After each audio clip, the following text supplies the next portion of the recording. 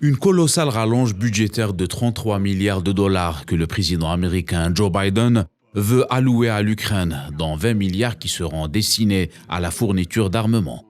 Le locataire du bureau ovale a justifié sa demande au Congrès par le fait que Washington ne doit pas rester indifférente au conflit en cours. Depuis le début des opérations militaires russes au mois de février passé, les États-Unis ont fourni plusieurs séries d'aides militaires et financières à l'Ukraine. La dernière enveloppe était d'une valeur de 800 millions de dollars destinée au gouvernement de Kiev. Sur le terrain, les combats dans l'est de l'Ukraine restent intenses, notamment après la décision de Moscou de concentrer ses opérations sur cette région, mais aussi au sud-est, à Mariupol, où une opération d'évacuation de civils cernés à Azovstal était envisagée selon les autorités ukrainiennes. Cette zone industrielle subit depuis plusieurs semaines un siège militaire russe.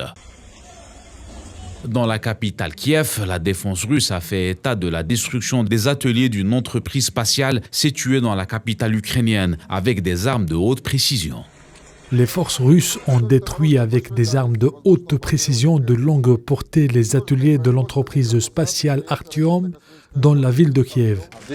Cette frappe menée par la Russie survient au moment où le secrétaire général des Nations Unies, Antonio Guterres, se trouvait à Kiev dans le cadre de sa première visite depuis le début du conflit. Le diplomate onusien s'est rendu dans la ville de Boutcha et à Borodiansk avant une rencontre avec le président ukrainien Volodymyr Zelensky.